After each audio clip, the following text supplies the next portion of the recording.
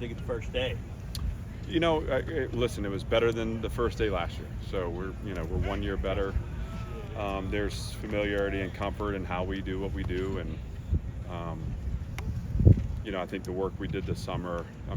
Today felt like just the next day in our preparation. It wasn't anything that felt special. Obviously, adding the helmet and the shock pads adds a little bit of tax, and so we have a ways to go yet in our process leading up to it. Had a couple guys cramped and stuff like that, but that's normal. On the whole, I thought it was a good, efficient day and a good starting point. And the good news is that's the worst we'll look all year, right? That's the worst football we'll play. Everything after this will get a little bit better. What do you expect to get out of a day like this? We expect to get a lot.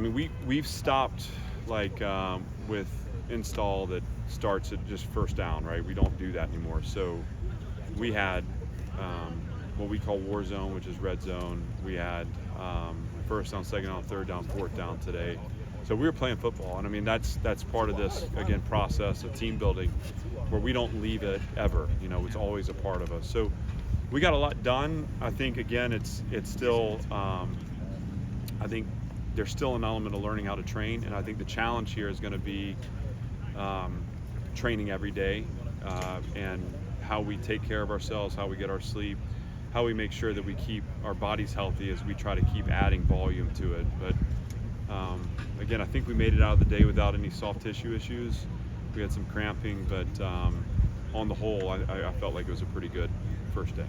You've got all your support staff color-coded for nutrition and training and whatever. That's something I don't think we've seen in the past. Is that just another thing of being another year as a head coach, thinking of things that you didn't think of before, maybe? Yeah, it's evolution. It's problem solving. I think we need to know where people are who serve very specific roles, and I think it's just a way for us to address that. And I want to know, again, where our athletic training staff is, obviously the nutrition staff, and then the equipment staff.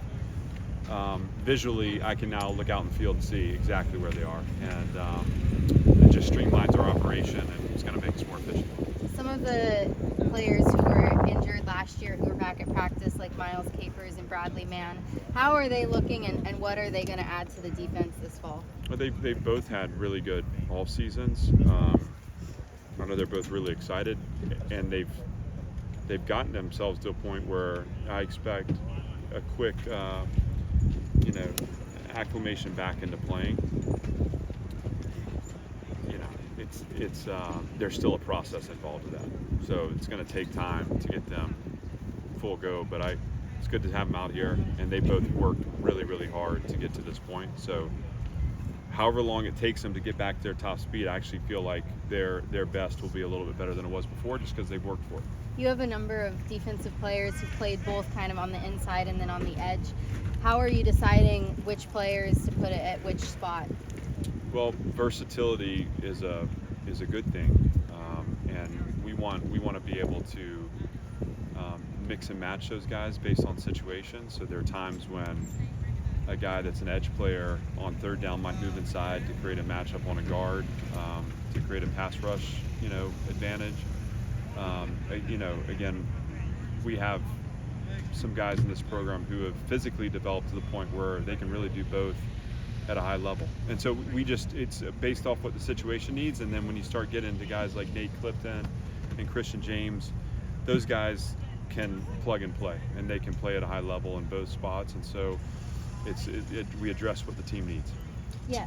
What have you seen out of Martell Height early on? I saw he had that interception today. Yeah, it was good to see. Again, it's day one, and so we don't want to overreact to things. Martell has a confidence about him. I've enjoyed watching him catch punts. I think that's exciting. He has a knack for the ball, and he's shown some flashes that way. Seems very confident and comfortable, and we just got to keep growing him up in our systems. But I think at that position, we'd love to have a young guy step up and help us. And there's no reason to think that he can't. It's just anytime you're talking about a freshman, the volume in college is a lot, and so you got to be patient and give them time to develop. Coach, your first year you had 91 players on the roster. Right now you've got 114. When you think about that, does that sort of symbolize some of the growth within your program and the real depth at several positions? Certainly. I mean, I think it reflects health. Health of program, vision of program, partnership with our campus. So, I mean, you start thinking we have 85 scholarships. So what we're adding to that is our guys walking on. We're finding guys that love football, that want to be involved in an SEC program.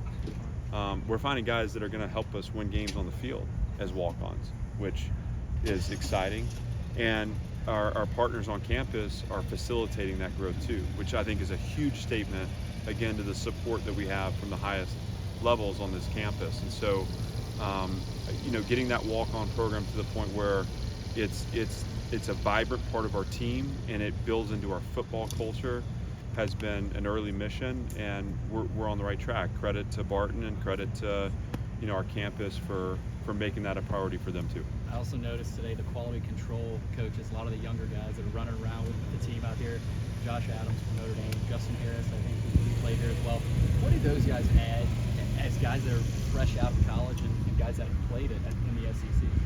Yeah, it's obviously they bridge, right? They bridge, coach and player, and there's a relatability there that is important. Sometimes coaches can kind of get tunnel vision, and it's not just about them correcting that tunnel vision by interfacing with the player.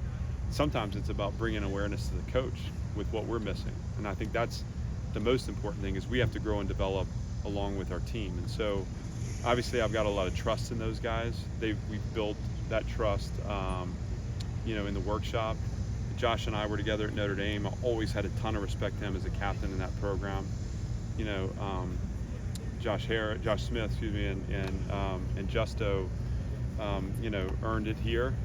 Josh was before me, but man, has he become a guy that I just, love going to work with every day. So they're a vibrant part of our staff, an important part of our staff, and we're happy to have them. On day one, how do you see the stack up the running back competition right now?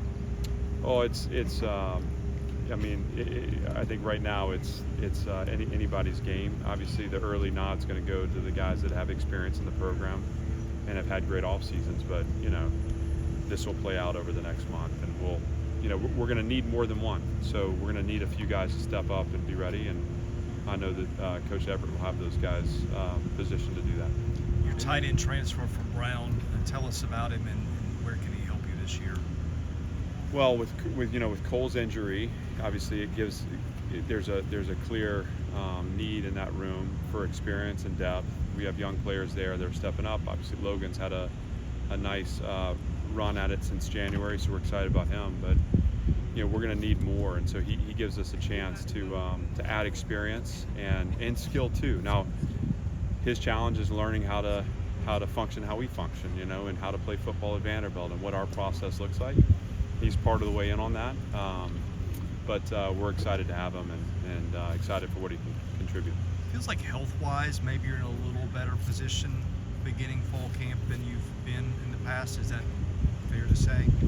Yeah, we have some nicks and bruises that we're working through, but we've grown our summer program to prepare us for this, and I think we learned last year too, heading into week 0. It's just that you have to be pretty strategic with how you're training the team and how you're preparing them for this day, right? Because this is a start point for the marathon that's fall camp, and felt like just like everything, just like the shirts we're wearing, right? It's all evolution. You learn, you grow, and I'm excited to have the guys that are out here and available. And then there's some that we're taking some extra precaution right now to ensure that when they are back, they're able to sustain, right? We don't want to rush people back now. We have to play the long game here too. Is Cole the only one that has a long-term injury right now? Cole's will be out for the season. Jake Ketchick too. The rest of the guys will be back at varying times, and we can have more detailed update as we go. But some of those guys will be back in days, some of them weeks. It's just a matter of them getting healthy. So you don't expect Jake Ketchick to play this year? I don't. I mean, there's a chance, obviously, as we get to postseason that he could be available, but right now he's focused on his rehab process and getting himself better. Anything else? Thank you. Thanks.